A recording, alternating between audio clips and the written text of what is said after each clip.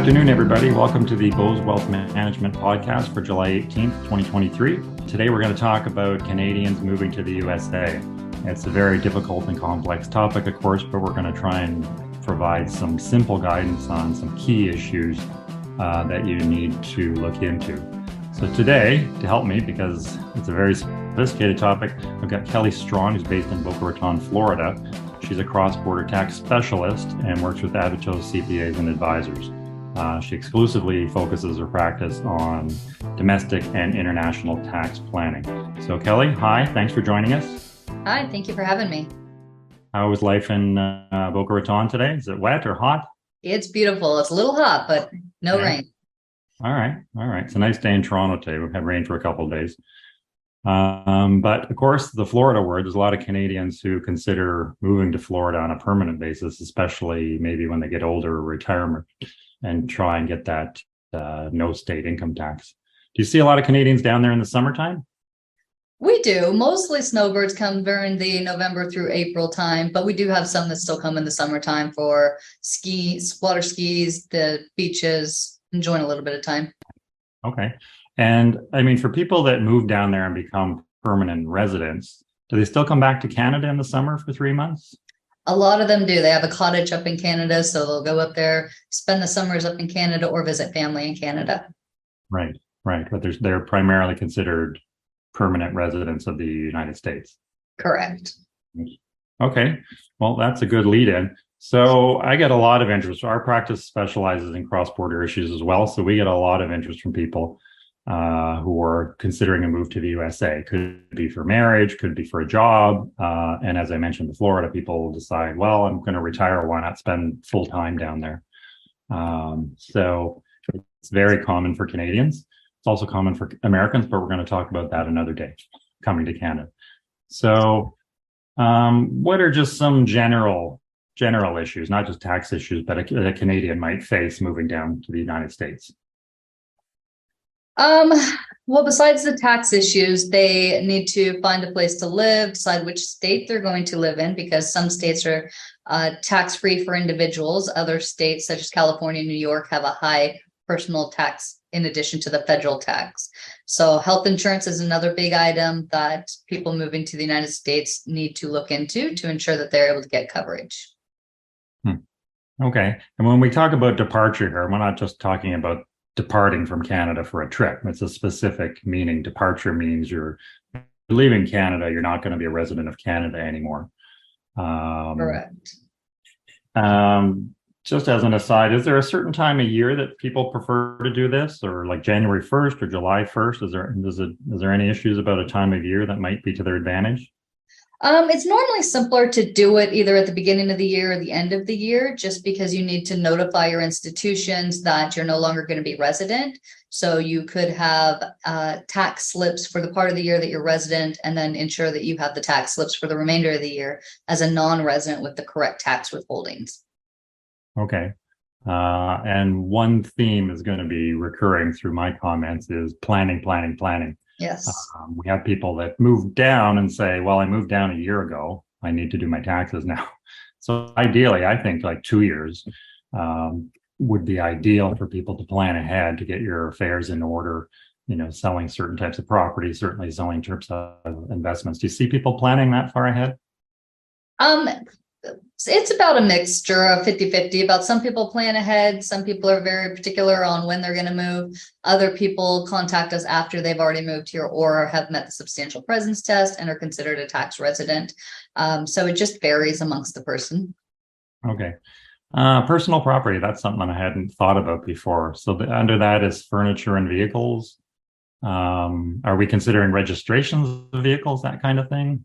Correct. When a person departs Canada, they need to sever their Canadian residential ties to ensure that they're not a Canadian tax resident going forward. So some of the information that Canada will look at is, do they still have a home in Canada?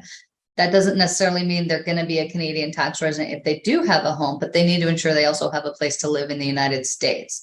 Where is their furniture, their vehicles? Are they registered in the United States, or are they only registered in Canada? Family, bank accounts. Those are items that Canada will look at to ensure that somebody is actually departing for tax purposes and is still not actually a Canadian tax resident. Okay. All right. And then that's a good segue. So then after, departing, you become a US tax resident. So just in what makes you a US tax resident then? A person we can say US tax resident if they have gone over 182 days in a calendar year, then they are automatically going to be a US tax resident. There's also a substantial presence test, which is computed over a 3-year period, or they could get a green card, or even if they elect to be treated as a US resident based on marriage. A person living in Canada, a non-resident of the United States, could elect to file jointly with their US citizen spouse, which could make them a US tax resident, even though they're not a legal resident. So Right. there's different ways they need to be aware of and ensure that they are not becoming a tax resident inadvertently by spending too much time in the United States. Right. Okay. Well, that's fascinating. I'm actually married to an American. So are you saying I don't even need to be in the US and I could just say I want to be a tax resident?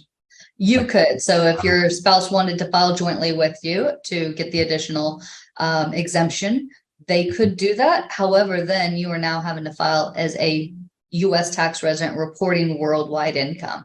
So it's something that careful right. planning needs to be done before a person makes that election. Okay.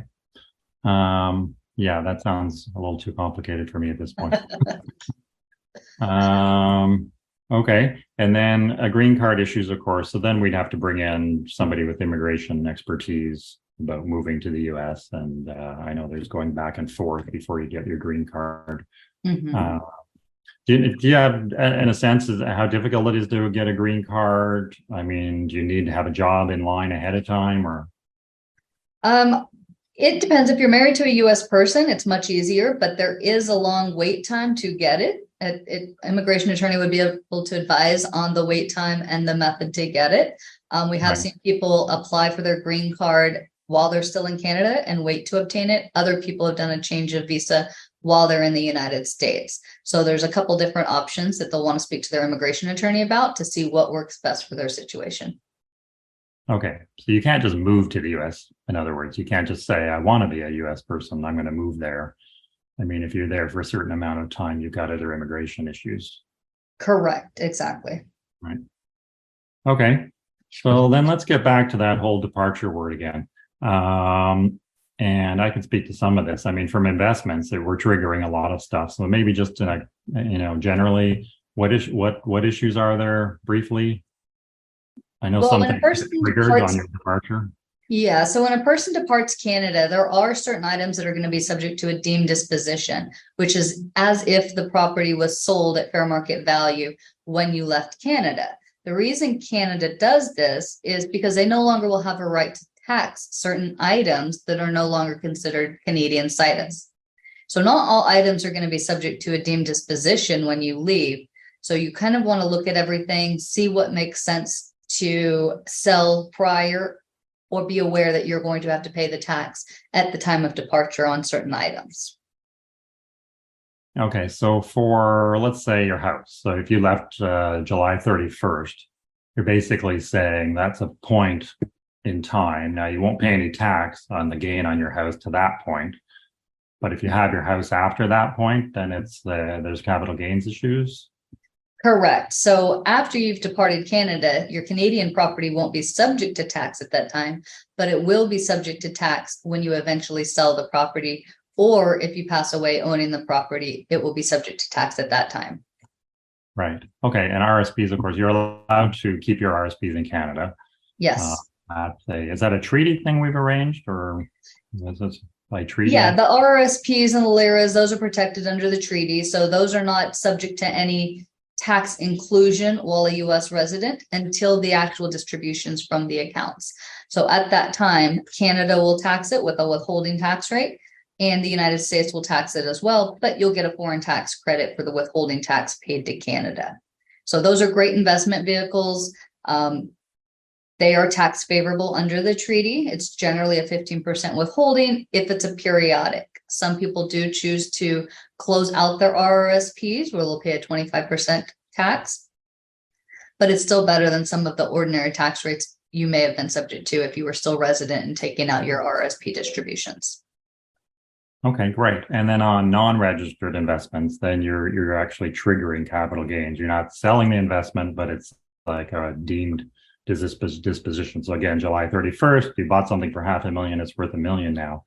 You're triggering a capital gains on that. Yes, that will be subject to tax at the time of departure. Right, right. So that's a big thing I know people don't consider, especially if they've already moved.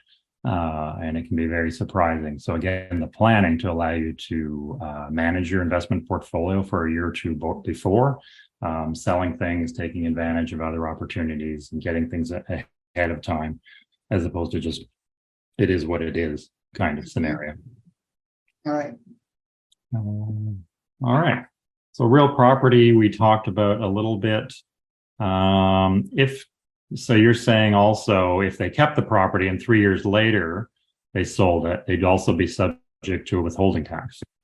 Correct. So the withholding tax is done at the time of sale. It's a tax based on the net computed gain, and that is just a prepayment of tax. So the person would still need to file a Canadian tax return to report the sale the following year, and they'll get a credit on the Canadian return for the tax already paid at the time of sale. Right. So again, that can be pretty complex. So planning it out again makes a lot of sense. Investments, we're kind of getting back to that, but there's other things. Like keeping your TFSA in Canada, you could do that. But if you're a resident of the US, you will in fact be taxed on the income and gains in that account. Yes, those are not tax-free in the United States. And we recommend people look at what their investments are within the TFSAs and the RESPs. If they have non-US mutual funds, those have additional tax filing requirements in the United States, and the tax rates aren't as favorable if it would have been, for example, an operating company in Canada. So they really need to look at those before departing Canada to ensure that they're minimizing the tax implications in the United States. Right. So it's the type of investments, ETFs, mutual funds. Yes. It's not only taxable, but there's extra filing requirements, correct? Correct. Okay. So again, very complicated. We're not going to go into a lot of deep detail about it. Another interesting one I did want to bring up is the CPP and old age security you mentioned. Mm-hmm. So that, in fact, so say you're retiring in Florida and you've earned 35 years, of CPP payouts. You're saying those are taxed in the United States, not Canada?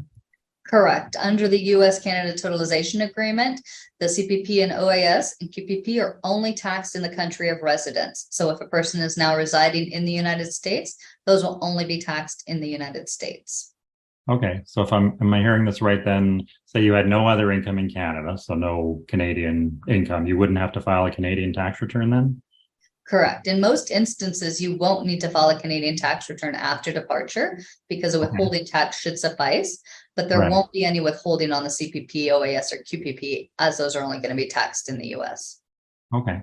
I can tell you a lot of people are not aware of that. You hear about real estate and investments a lot. A lot of people don't, I guess, because they're not retired yet. They don't even think about asking the question about that. Mm-hmm. That will in fact be taxed in the United States. Other financial issues, you were talking about health insurance, there's currency conversion, which may or may not be favorable at the time of departure. One thing, this is a selling feature of working with Raymond James, we can actually hold Canadian dollars in US investment accounts. It's very common in Canada to have a US dollar investment account because people like to buy IBM, Microsoft, Procter & Gamble, etc. It's less common for financial institutions in the United States to have Canadian currency holdings. So, I mean, you can hardly cash a Canadian check at a bank in the United States in a lot of places.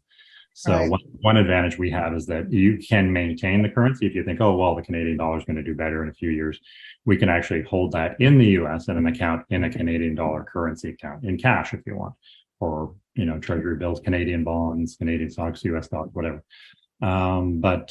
Yes, and then obviously compliance costs, there's extra tax filings. And if you haven't organized your affairs properly, people forget that it's potentially thousands of dollars to do those extra tax filings.